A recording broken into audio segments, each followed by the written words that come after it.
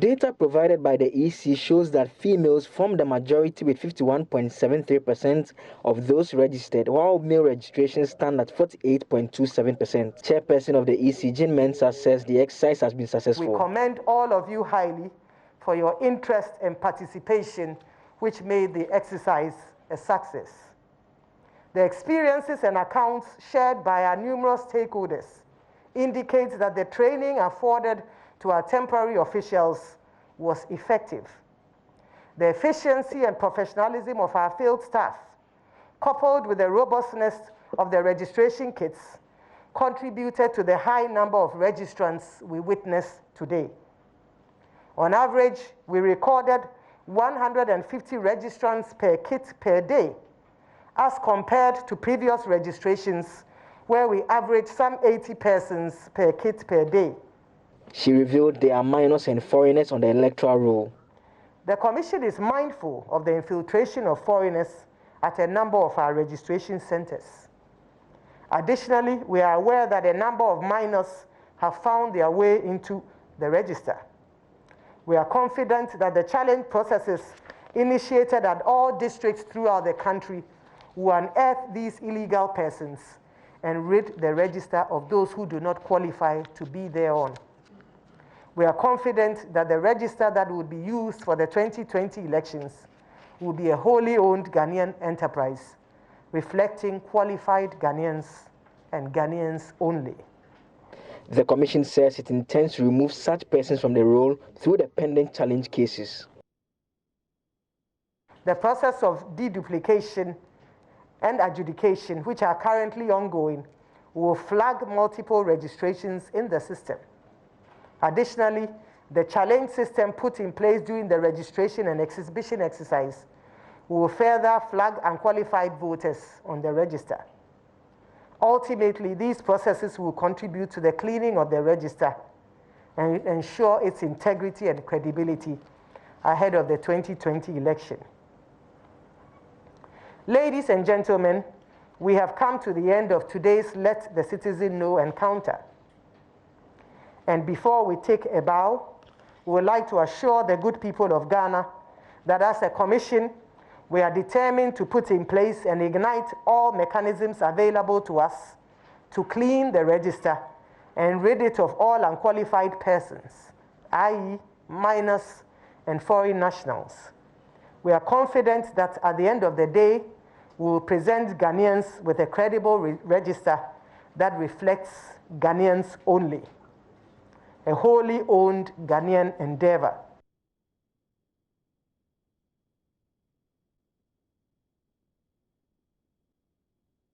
So we want to do the discussions, but also premise on a very dispassionate manner.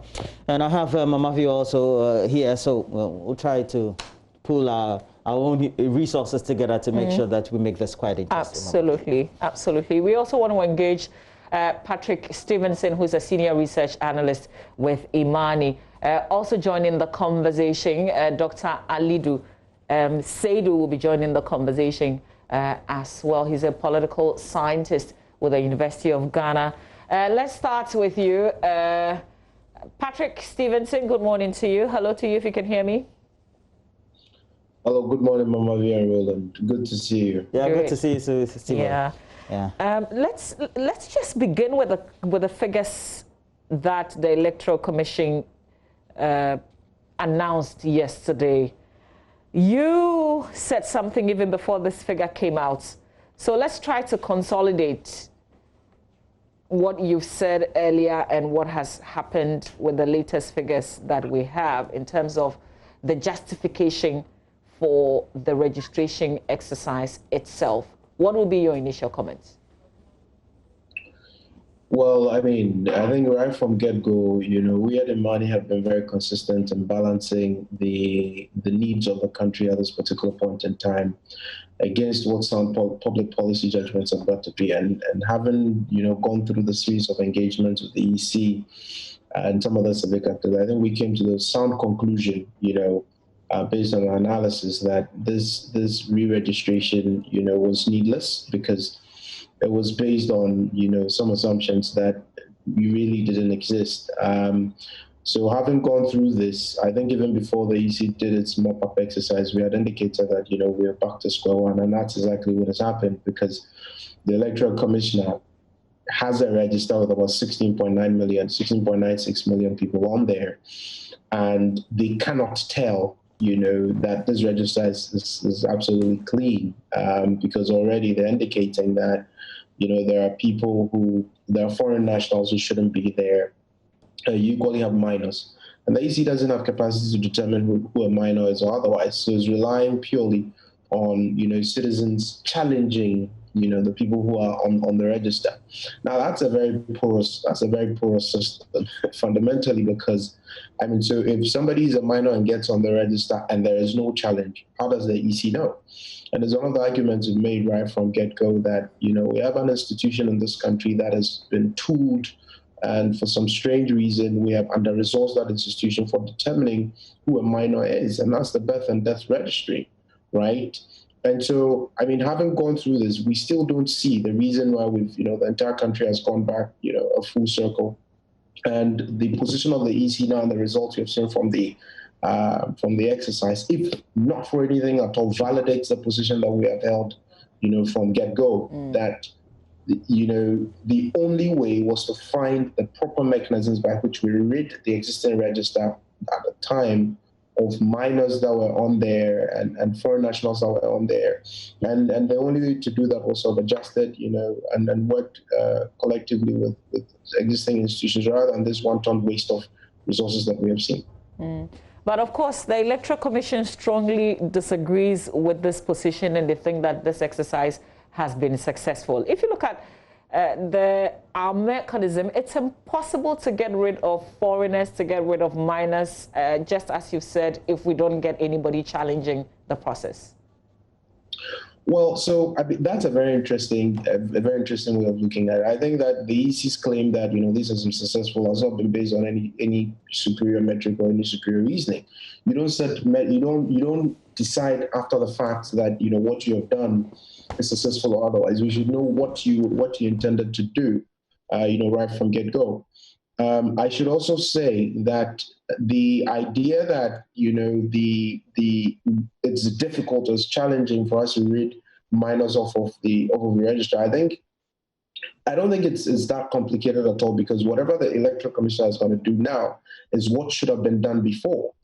And it's one of the views that we have held and advocated for throughout this entire period, that for anybody to turn 18 years old and get registered on a register, if we even devoted about even 10% of the resources that went to the Electoral Commission for this exercise and double or triple the capacity of the birth and death registry, and they are building superior biometric systems and systems that are up to date, they should be in the position to tell us who's turning 18 years old in the country or not. And that becomes a primary data that is then used by the Electoral Commission, right? So right from 2012, I should say, we've held the view that if we don't fix the national identification system, things like this will continue to happen. So the EC cannot say there's no better way of ridding the system off of minors, or ridding the register off of minors who are on there, or foreign nationals who are on there. Regarding foreign nationals, I think the point has got to be made that if the person is not Ghanaian and attempts to register, it's a criminal offense, okay? The Electoral Commission doesn't prosecute criminal offenses in this country. That is a jurisdiction of the security apparatus of the country. So obviously, if we are going to get a clean, sound register that is Ghanaian and belongs to Ghanaians, the Electoral Commissioner must understand that the independence that is guaranteed it depends on its ability to work with other state institutions. So all the people we have already seen the Electoral Commission going around and indicating that being apprehended, that level of forensics and determination is purely a responsibility of the security apparatus of the country. So I guess the point I'm making is that there are existing tools, there are existing regulatory frameworks by which we could have gotten this done without necessarily going through the cycle that we have, and still, end up with a register that still has, minors on there. And if a minor is there, as we speak today, the Electoral Commissioner does not have a system to determine it until independent citizens challenge the person. So if a 17-year-old or 16-year-old, maybe I'm not accusing any political party here, but a 16-year-old, through some political shenanigans, has been able to get their name on the register, until somebody says Kweku Mensah or Yamenu does not have to be on the register, the Electoral Commissioner doesn't know. There's no way they can determine that. Unless they're going to tell us they're going to work with the Birth and Death Registry or some other institution. But then again, the information parameters I was taken during the registration exam doesn't allow that. So we find this, a complete waste of the country's resources.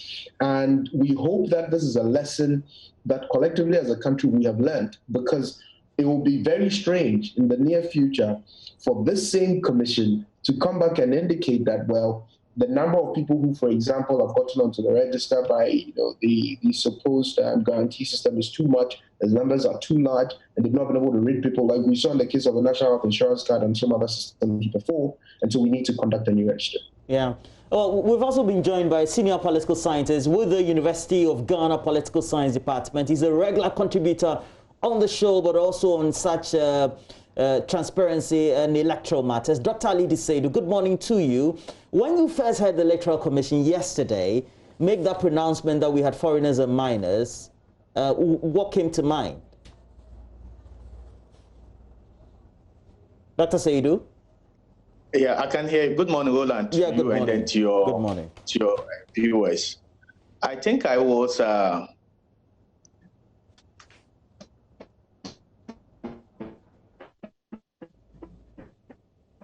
Well, and so...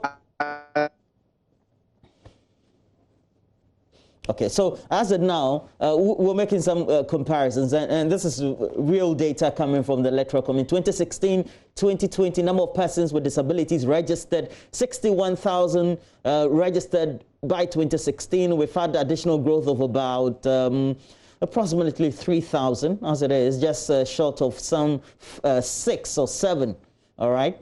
And so we've had some incremental 3,007. And at least for the whole period when they had from day 1 to 38 of the registration being undertaken, in the phases as they were, total number of first-time voters were now 4.5% of the entire register. And so it would mean that from the last time that we compiled, we've had additional 762,944. And the last time we did an update was in 2019. You remember? We opened the register up before the local level elections, as it is. So in total, national total of 61,000 as it is, distribution of persons with traumatic fingers. And this was what Mamavi Osawaji was referring to. I don't know. So that's why we have our commentators, our experts, our lecturers, also our researchers on stream. Dr. Alidu said you're back. Okay, so my question, when you heard the Electoral Commissioner or the Commission itself make that announcement that we had foreigners and minors on the register, what came to mind as a political scientist?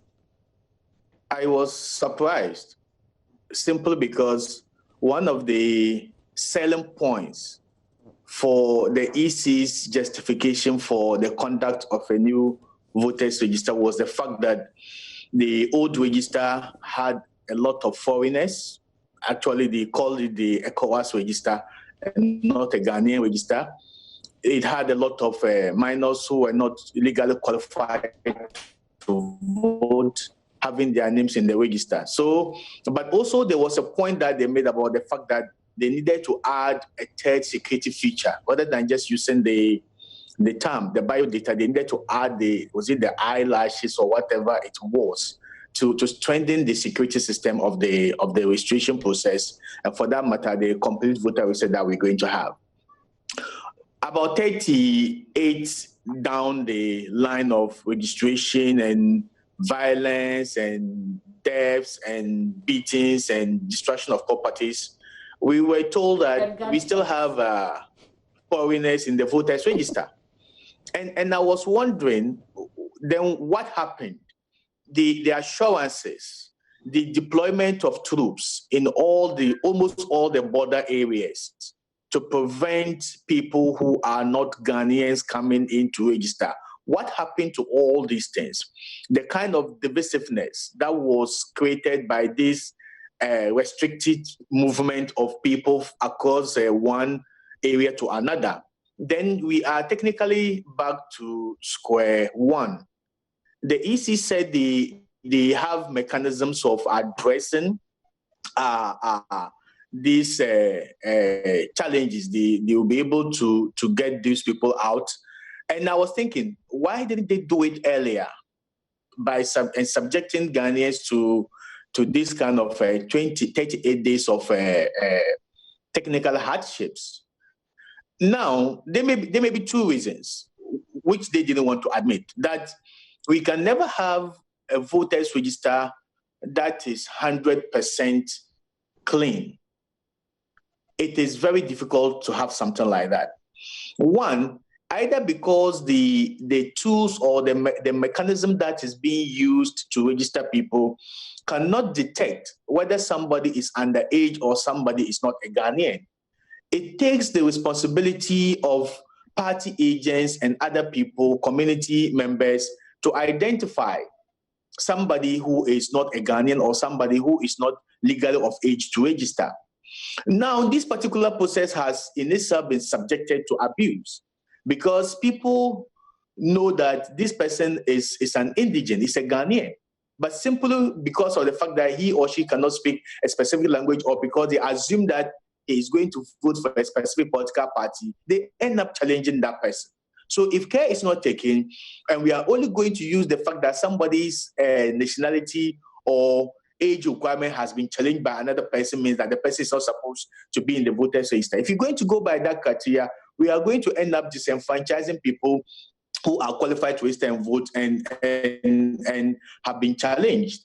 Now, two, what is the problem?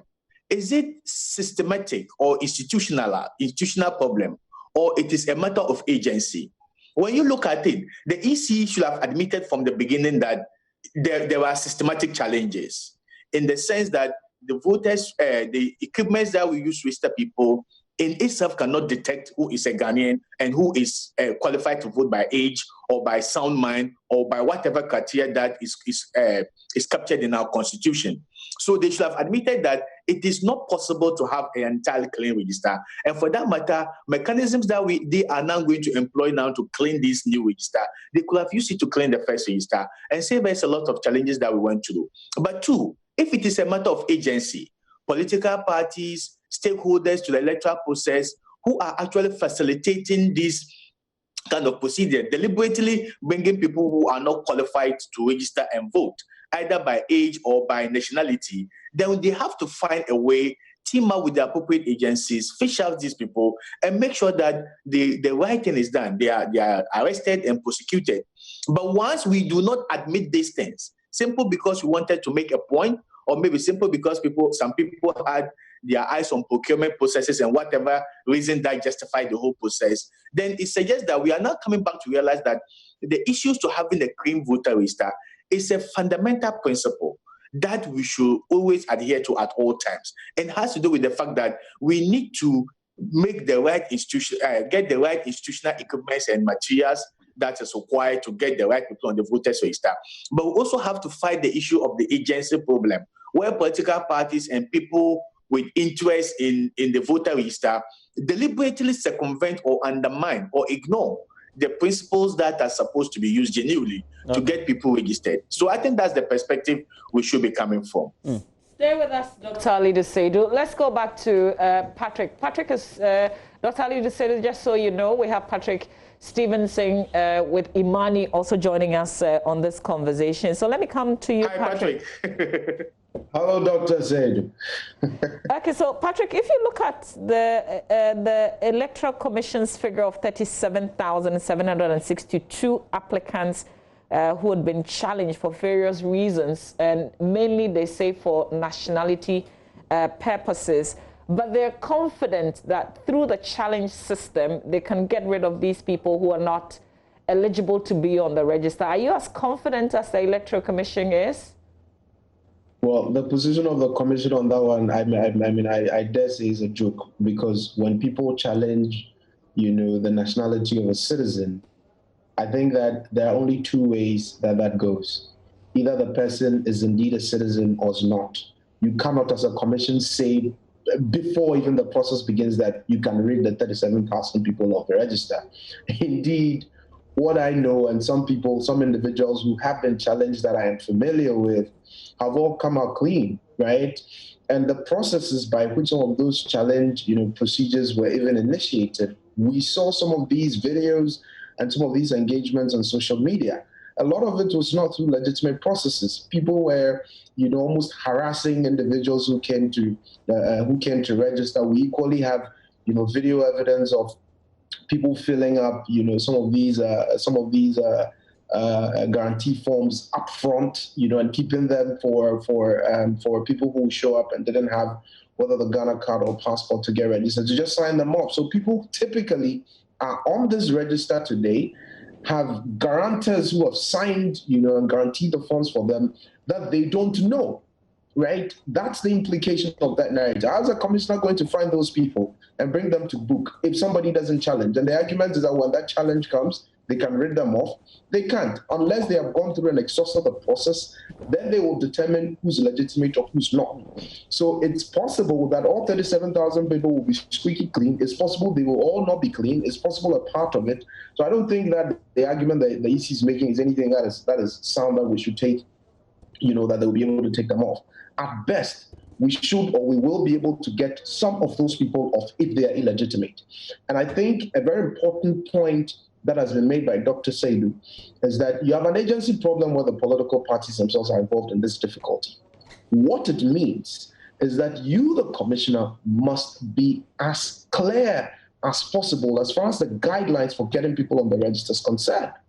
When you have nearly 40% of the people on the register getting on via forms, the guarantee forms, and these guarantee forms themselves are subject to this level of abuse, and you're waiting for people to challenge them when your own, temporary officials are complicit, and you turn a blind eye to this. You wasted the country's money and wasted everybody's resources. There are people who have gone, and registered during this period, and there were no social distancing mechanisms that were implemented properly. We have subjected them to all of these difficulties and these mishaps simply because we didn't want to have a debate in this country about what had to be done properly. And we have gone 360 degrees. So I don't think the argument that, all the 37,000 people are going to liberate, that's not going to happen.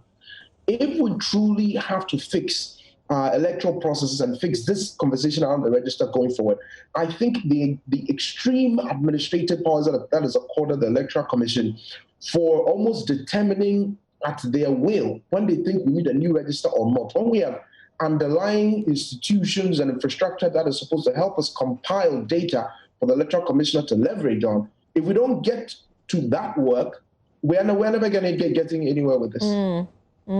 Dr. Alidu said, let's get you to also react to this same belief. In fact, the confidence that the Electoral Commission has that the register will be used, this register that we're going to use for the 2020 election will be a wholly owned Ghanaian enterprise reflecting qualified Ghanaians only. And that's a quote from the commissioner as she spoke yesterday. Are you as confident? Limited confidence. How do you determine who a complete Ghanaian is among the people who are already registered? Because I believe a lot of mechanisms were put in place to make sure that only qualified citizens get into the voters register. We have not been able to achieve that. Simply because, like I mentioned earlier, the voter registration machine itself cannot determine this.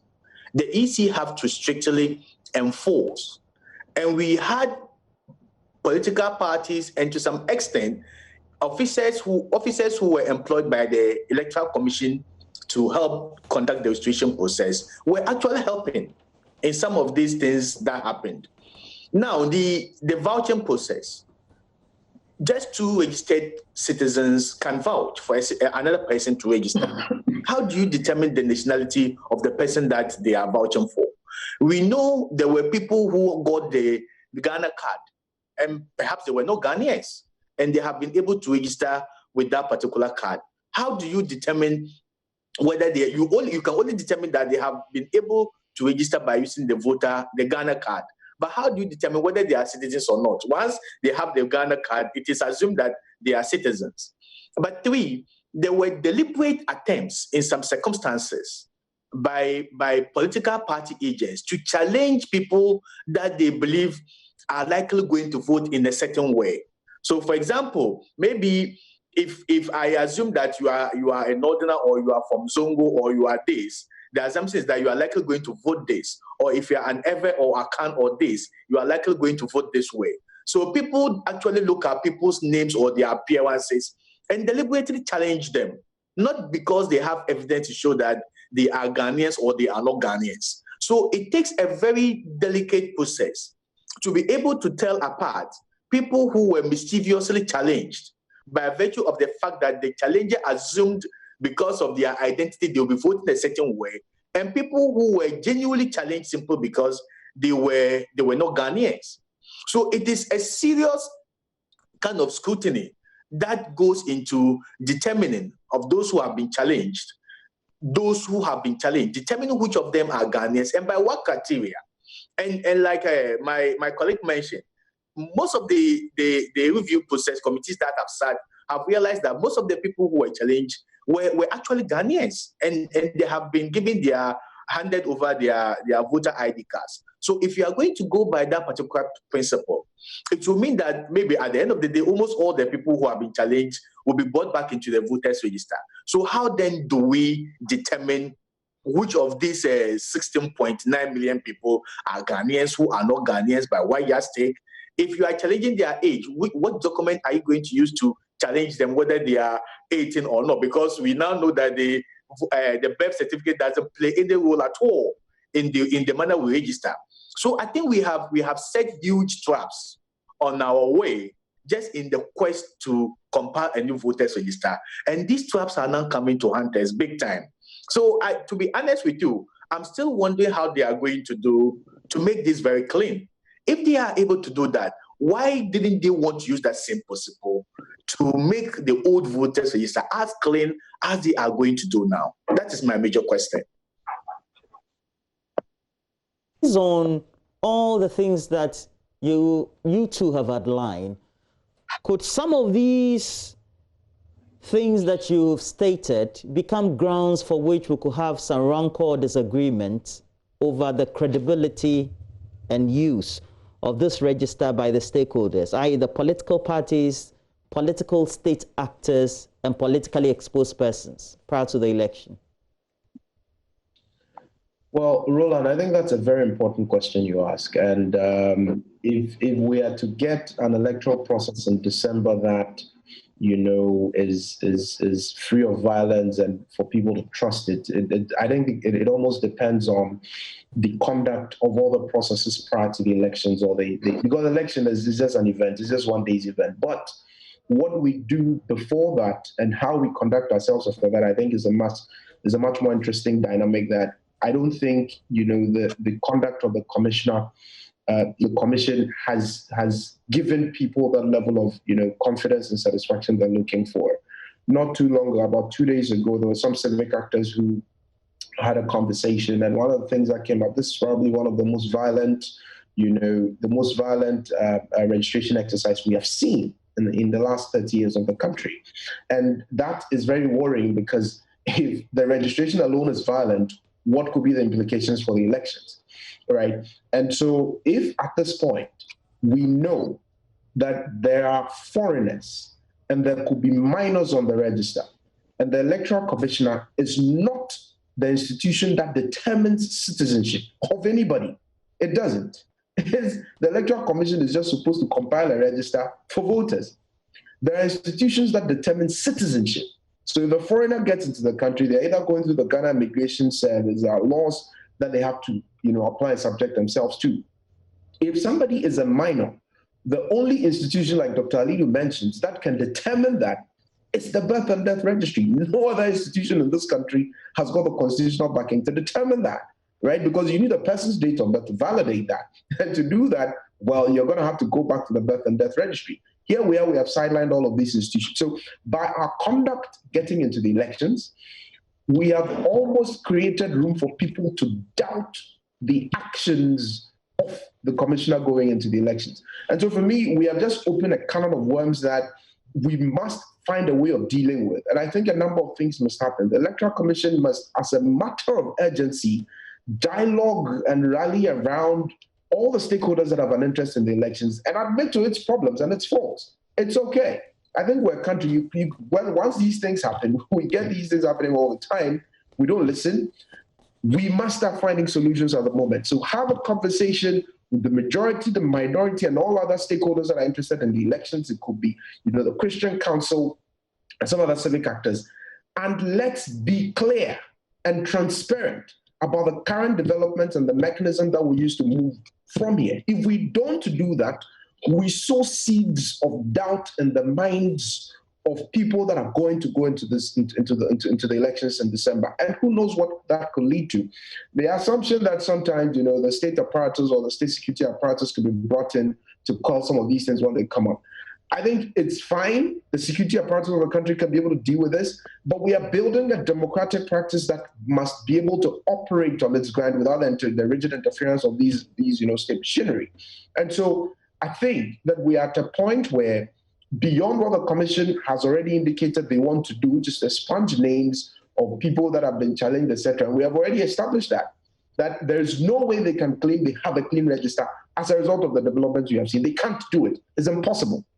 We accept the problem, but now they need serious dialogue with civic actors, and that irresponsible behavior we saw before they went on this exercise where, institutions like the Christian Council and the House of Chiefs and other, relevant institutions when it comes to the practice of democratic dispensation, try to invite them to have a conversation about this same register. They failed to show up, and they thought, because they're independent, that is it. I think we can't do that again, because in a democratic dispensation, it is not only about laws. Yes, the rule of law, but it's not only about the laws. You're looking at the political context within which you apply the law. And the commission hasn't positioned itself to give us that level of credibility. It's an institution that, as we speak today, has lost so much credibility, whether it's on the administrative side, on the policy side, on the legal side. And, we can even infer things like, procurement racketeering, as a result of the exercise we have seen. We have even called for a comprehensive audit of all the assets of the commission that, it indicated were obsolete, and it's part of the reasons why we had to go into this entire franchise. So I'm saying that there are things that have happened that have undermined, in my opinion, the credibility of the institution going into the elections. And if we really want a very peaceful election, I think the commission must start doing what is right. Well, the election will be peaceful, I think. But moving on, Dr. Alidu Seidu. So now, from what you two have said, we're crying over spilled milk. If that is the situation, we've already spent the money, and so we have to move forward. What sort of dialogue, based on what Stephenson is recommending, should we be undertaking to have a buy-in of the stakeholders?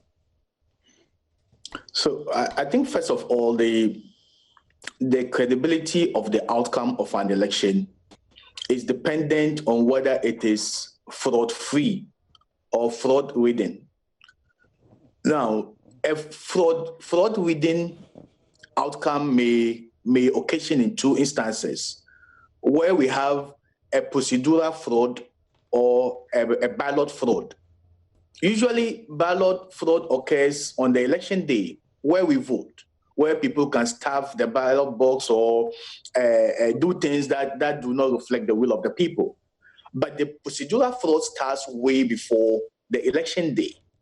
So if you circumvent, or there are reasons to believe that specific procedures have not been strictly followed in the run-up to the D-Day, then it could have a lot of credibility issues on the outcome of the D-Day scenario. So first of all, I think there are electoral stakeholders in this country. Political parties are one of them. The EC needs to go back to IPAC or whatever platform that they're going to meet political parties, and then address this issue of what? The procedure that has been circumvented, undermined, or for whatever reason that contributes to people having to doubt the integrity of the election. Civic bodies, there have been a lot of support and suggestions and advice from civil society organizations in the run-up to this exercise. But largely, most of them were ignored or at best were not heeded too. Civic bodies play specific role in shaping our democratic dispensation. They will have to speak to them on the way forward and what should be done. They will also have peace stakeholders, the National House of Chiefs, the National Peace Council, and even we citizens. We are all stakeholders to having a stable, peaceful, democratic state where we can all live and achieve our desired aspirations and live meaningful lives. So at the end of the day, I think the EC alone cannot carry this particular exercise of cleaning the voters register with complete disregard to stakeholders of the electoral processes, but also agents, beneficial agents of the electoral processes. So they will have to meet and then outline the kind of procedural breaches that might have occurred and that has led to our current situation, and then seek advice on how we can go about doing it. I know the EC, the Constitution says that in the conduct of their business, they should not seek direction or adhere to suggestions and other things from other people. They are independent-minded. But I also believe that when you get to certain level of contestations or certain level of certain states in your conduct of your businesses, it is not a bad thing to have a stakeholder meeting and then seek suggestions. They have done that in the past through IPAC and some of the suggestions that have come that they think can better enhance their work. They have accepted them. So I think we need to go back to the drawing board, engage key stakeholders to the electoral processes, find out the wisdom that they have to add to what the EC already have, to be able to see how we can deal with this. So that moving forward, we know that there is so much trust, there's so much credibility in the voters register, and for that matter, the results or the outcome that we're going to have in December will truly reflect the will of the people. Once we are able to do that, then I believe people will begin to understand that we are moving towards what? Accountability and transparency. And we also have to realize that there's never a register in this world that is 100% complete. So the level or the margin of error in the voter register is also very significant. And I think these are some of the issues that they should look at when they are engaging stakeholders to the electoral processes. I just kept wondering, the last point, why is it that you guys all didn't say it? I don't know, before we started. Which one's that? The fact that you couldn't have 100%, complete, as we put it, in terms of a register with no issues. There will definitely be issues. Do you agree with that, Patrick, just before we wrap up? I mean, so I am. So the researcher in me, agrees that in any data analysis or data, the research narrative like that, it's a possibility, right? And again, as a human institution, and those of us in the social sciences appreciate that you cannot, for the want of a better word, have a foolproof system. However, if we tool certain institutions, and I've indicated some of them, if we're focusing purely on the number of people that get onto the roll, I think there are a number of adjustments we can make. I think the most important adjustment is the number that get on the roll and the number that leave the roll. And the typical gauge is, the number of people that are turning 18 and the number of people that are given birth to, who eventually turn 18, and the number of people who die, from the country. I mean, if we're focusing purely on Ghanaians and we have our security apparatus working to ensure foreigners don't get on the register, if that's a metric to go by, with the $1 million that we give the birth and death registry, that we end up dispersing about only 60 or 70% every year, if we can adjust that and say the birth and death registry, for example, has $10 million, and we almost improve their capacity by tenfold, it means a number of things. One, they can accurately track and register every child at birth. Yes, there may be some people who fall through the cracks because already we have a very centralized system of that sort of administration, right? There are people in the rural areas who are giving birth to who we are not able to register. So fair enough. So some of those may fall through the cracks, right? But like Doctor indicated, the numbers, the incidence of the errors, I think would be very, very, very marginal if we build proper data systems that are built off of sound technological solutions. And we have all these tools today. Okay. Well, gentlemen, we're grateful for your time. Thank you very much for helping us with this situation. Patrick Stephenson is a senior research analyst with Imani. Thank you very much, Patrick. And Dr. Alidu Seidu, political scientist with the University of Ghana. Always very grateful. Thank you both, gentlemen. Thank you very much for having us. All right, so that's it for our conversation on the Electoral Commission with the figures announced yesterday. That's where we are. Situation still remains. We have minors and people who are not of Ghanaian nationality. That still stands as an allegation.